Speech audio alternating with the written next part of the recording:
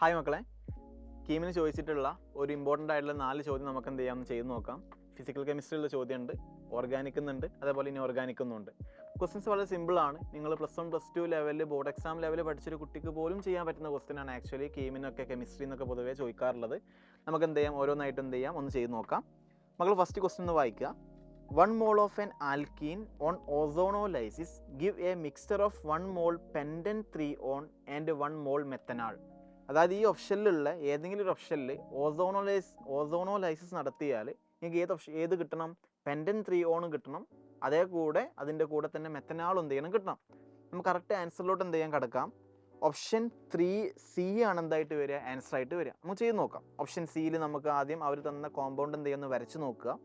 ബ്യൂട്ട് 1 എന്ന് പറയുമ്പം ബ്യൂട്ട് എന്ന് പറയുമ്പം 4 കാർബൺ ആണ്. ബ്യൂട്ട് 1 എന്ന് പറയുമ്പം ഒന്നാമത്തെ കാർബണിൻ്റെ അടുത്ത് ഡബിൾ ബോണ്ട് വരും. പിന്നെ 2 ഈത്തൈല, അതായത് ബ്യൂട്ട് 1ൻ്റെ രണ്ടാമത്തെ കാർബണിൽ ആരുണ്ട്? ഈത്തൈൽ ഗ്രൂപ്പ് ഉണ്ട്. ഇതാണ് അവർ പറഞ്ഞിട്ടുള്ള 2 ഈത്തൈൽ ബ്യൂട്ട് 1E. ഞാൻ എച്ച് എന്ത് ചെയ്യുന്നില്ല, എഴുതുന്നില്ല. നിങ്ങൾക്ക് അറിയാം, എച്ച് എഴുതാനൊക്കെ നിങ്ങൾക്ക് അറിയലുണ്ടാകും.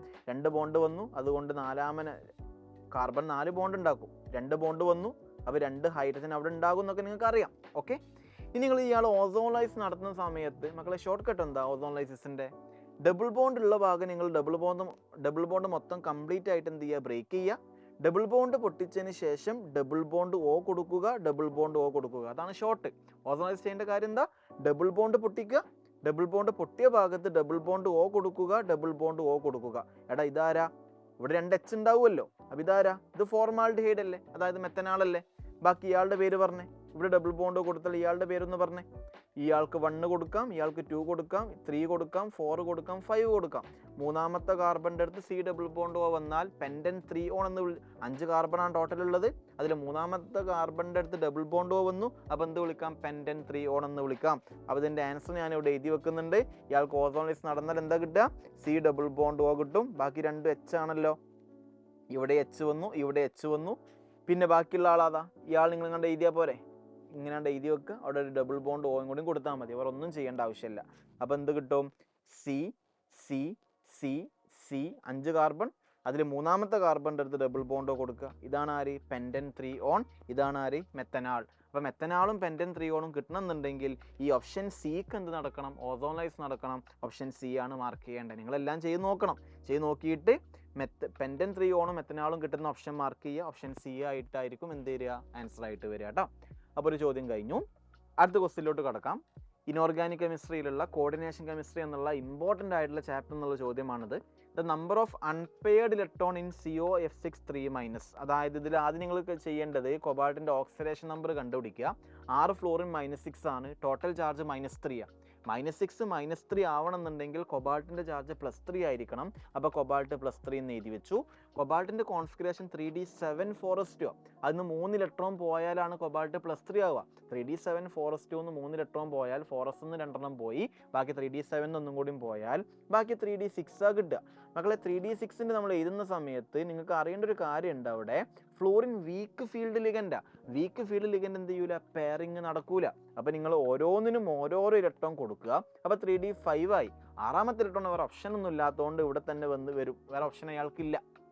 അപ്പോൾ ഇവിടെ എത്ര അൺപെയർഡ് ഇലക്ട്രോൺ ഉണ്ട്? ഇത് രണ്ടും പെയർഡാ. ഇത് അൺപെയർഡാ, അൺപെയർഡാ, അൺപെയർഡാ, അൺപെയർഡാ. അപ്പോൾ എത്ര അൺപെയർഡ് ഉണ്ട്? 4 അൺപെയർഡ് ഇലക്ട്രോൺ ഉണ്ടാകും. ഏത് ഓപ്ഷനാണ് മാർക്ക് ചെയ്യേണ്ടത്? ഓപ്ഷൻ ബി എന്ത് ചെയ്യാം? മാർക്ക് ചെയ്യാം. നമുക്ക് അടുത്തൊരു ക്വസ്റ്റ്യനിലോട്ട് പോകാം. ഓർഗാനിക് കെമിസ്ട്രി എന്നുള്ളൊരു ചോദ്യമാണ്. അതായത് ചോദ്യം നോക്കിക്കേ.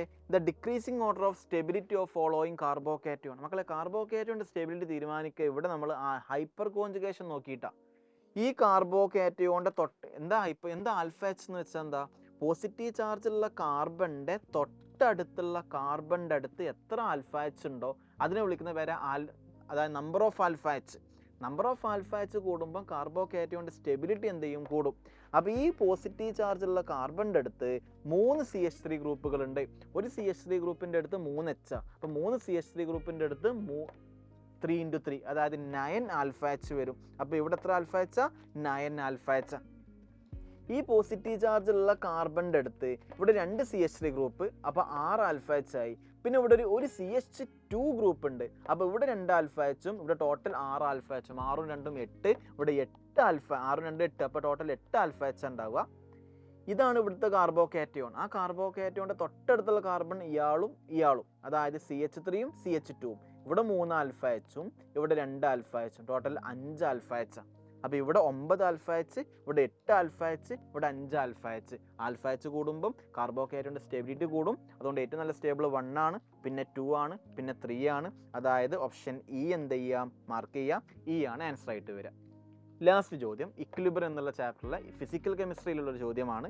അതായത് ഒരു റിയാക്ഷൻ തന്നിട്ടുണ്ട്, അതായത് N2 + 3H2 gives 2NH3 എന്നുള്ള റിയാക്ഷൻ തന്നിട്ട് അതിൻ്റെ ഇക്വിലിബ്രിയം കോൺസ്റ്റൻറ്റ് K1 ആണ് എന്നും, രണ്ടാമത് വേറെ റിയാക്ഷൻ തന്നിട്ടുണ്ട്, അതിൻ്റെ ഇക്വിലിബ്രിയം കോൺസ്റ്റൻറ്റ് K2 ആണ് തന്നിട്ടുണ്ട്. എന്നിട്ട് ചോദ്യം എന്താ, relationship between K1 and K2. നമ്മൾ സൂക്ഷിച്ച് നോക്കിക്കേ, ഈ ഒന്നാമത്തെ റിയാക്ഷൻ എന്ത് ചെയ്താലാണ് രണ്ടാമത്തെ റിയാക്ഷൻ കിട്ടുക? എടാ ഈ റിയാക്ഷനെ മൊത്തത്തിൽ × 2 ചെയ്താലല്ലടാ N2 2N2 ആവുക, 3H2 6H2 ആവുക, 2NH3 4NH3 ആവുക. ഈ ഒന്നാമത്തെ റിയാക്ഷൻ × 2 ചെയ്താലാണ് നിങ്ങൾക്ക് രണ്ടാമത്തെ റിയാക്ഷൻ കിട്ടുക. നിങ്ങൾക്കറിയാം, ഒരു റിയാക്ഷനെ × 2 ചെയ്താൽ നിങ്ങൾ അതിൻ്റെ ഇക്വിലിബ്രിയം കോൺസ്റ്റൻറ്റിന് എന്ത് ചെയ്യണം, ⁻² കൊടുത്താൽ മതി. നിങ്ങൾ പഠിച്ചിട്ടുണ്ടാവും ഉറപ്പാണ്, ഇക്വിലിബ്രിയത്തിൽ മെയിനായിട്ട് പഠിക്കുന്ന ഒരു കാര്യമാണത്. അപ്പോൾ ഒന്നാമത്തെ റിയാക്ഷൻ്റെ ഇക്വിലിബ്രിയം കോൺസ്റ്റൻറ്റ് K1 ആണ്. ആ ഒന്നാമത്തെ റിയാക്ഷൻ × 2 ചെയ്താലാണ് രണ്ടാമത്തെ റിയാക്ഷൻ കിട്ടുക. അപ്പോൾ എന്താണ് മൾട്ടിപ്ലൈ ചെയ്യുന്നത്, അതിന് ⁻² പവറിൽ കൊടുത്താൽ മതി. അപ്പോൾ × 2 ചെയ്തത് കൊണ്ട് ആ 2 എന്ത് ചെയ്യുക, പവറിൽ കൊടുക്കുക. അപ്പോൾ K2 = എന്ത് എഴുതി വെക്കാം, K1² എഴുതി വെക്കാം. ഏത് ഓപ്ഷനാണ് മാർക്ക് ചെയ്യേണ്ടത്, ഓപ്ഷൻ എ മാർക്ക് ചെയ്യാം. അപ്പോൾ എല്ലാം സിമ്പിൾ ആയിട്ടുള്ള ക്വസ്റ്റ്യൻ തന്നെയാണ്. ആൾമോസ്റ്റ് കീമിന് വരുന്ന ചോദ്യങ്ങൾ ഒരേ ഒരു പാറ്റേൺ ആണ്. ബോർഡ് എക്സാം ലെവലിൽ തന്നെ അത്യാവശ്യം തിയറി അറിയുകയാണെങ്കിൽ ഇനി നിങ്ങൾ ചെയ്യേണ്ട കാര്യം മാക്സിമം ഇതേപോലെ PYQ ക്വസ്റ്റ്യൻസ് മാക്സിമം വർക്കൗട്ട് ചെയ്യുക. ഓരോരോ വീഡിയോ നമ്മുടെ ചാനലിൽ വരുന്നുണ്ടാകും. അതുകൊണ്ട് ആ വീഡിയോയിൽ പറയുന്ന ആ കൺസെപ്റ്റൊക്കെ പഠിച്ച് വെക്കുകയാണെങ്കിൽ തന്നെ ഏകദേശമൊക്കെ നമുക്ക് എന്ത് ചെയ്യാൻ പറ്റും, നല്ലപോലെ സ്കോർ ചെയ്യാൻ പറ്റും. അപ്പോൾ നമുക്ക് വേറൊരു ക്വസ്റ്റ്യൻ സീരീസ് ആയിട്ട് വേറൊരു വീഡിയോ നമുക്ക് കാണാം. നല്ലപോലെ പഠിക്കുക. All the best.